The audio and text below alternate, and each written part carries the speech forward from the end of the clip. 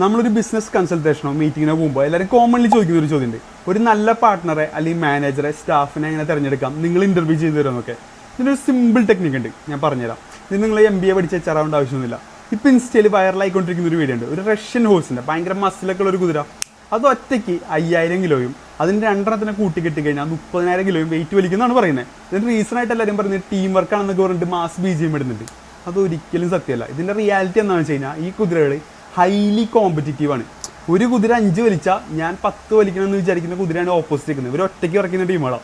So ആ competitive mind ഉള്ളതുകൊണ്ടാണ് ഇവർ 30ലേക്ക് എത്തിക്കുന്നത്. അല്ല ടീം വർക്കല്ല. ടീം വർക്ക് എപ്പോഴും നമ്മുടെ ജോലി ഭാരം കുറയ്ക്കുകയാണ് ചെയ്യുക. ഇതുപോലെ തന്നെയാണ് നമ്മൾ സ്റ്റാഫിനെയോ പാർട്ട്ണറെ സെലക്ട് ചെയ്യേണ്ടത്. അപ്പം നമ്മൾ ഒരു ഫൗണ്ടറാണ്, നമ്മുടെ ഓപ്പോസിറ്റ് ഫൗണ്ടർ നമ്മൾ 50% ഇട്ട് വർക്ക് ചെയ്യുന്നുണ്ട്. അവന് തോന്നണം ഓക്കെ അവൻ 50 ഇടുന്നുണ്ട്, ഞാൻ 100 ഇട്ട് വർക്ക് ചെയ്ത് എൻ്റെ കമ്പനീനെ മുമ്പോട്ട് കൊണ്ടുപോകണം തോന്നുന്ന പാർട്ട്നേഴ്സിനാണ്. അല്ലാതെ അവരുടെ പഠിപ്പോ അവരുടെ ഇൻവെസ്റ്റ്മെൻറ്റോ ഒന്നും അല്ല ഇതിൽ കാര്യം. ഈ ഒരു മെൻറ്റാലിറ്റി ഉണ്ടെങ്കിൽ നിങ്ങളുടെ കമ്പനി എത്തേണ്ടോട് എത്തും. അതുപോലെ തന്നെ സ്റ്റാഫിന് ഒരിക്കലും ഫേസ് ടു ഫേസ് ഇൻ്റർവ്യൂ വെച്ച് മാത്രം സെലക്ട് ചെയ്യരുത്. ഒരു 5 വരെ സെലക്ട് ചെയ്ത് വെക്കുക, എന്നിട്ട് ഗ്രൂപ്പ് സെഷൻ വെക്കുക. അതിനുശേഷം വേണം നിങ്ങൾ ഫൈനലൈസ് ചെയ്യാൻ. അല്ലാതെ അവരുടെ മാർക്ക് ലിസ്റ്റോ വേറെ ഡിഗ്രിയോ കണ്ട് നിങ്ങൾ ഒരിക്കലും സെലക്ട് ചെയ്യരുത്. പണി അറിയുന്നവരായിരിക്കണം, കോമ്പറ്റീറ്റീവ് മൈൻഡ് ഉണ്ടാവണം. എന്നാൽ അവർ തിരിച്ചറിയരുത് കോമ്പറ്റീഷൻ കൊണ്ടാണ് ഞങ്ങൾ വർക്ക് ചെയ്യണമെന്നുള്ളത്. സോ ഇൻസ്റ്റാഗ്രാമിലെ മാസ് BGM കണ്ട് നിങ്ങൾ ഒരിക്കലും വിശ്വസിക്കരുത്.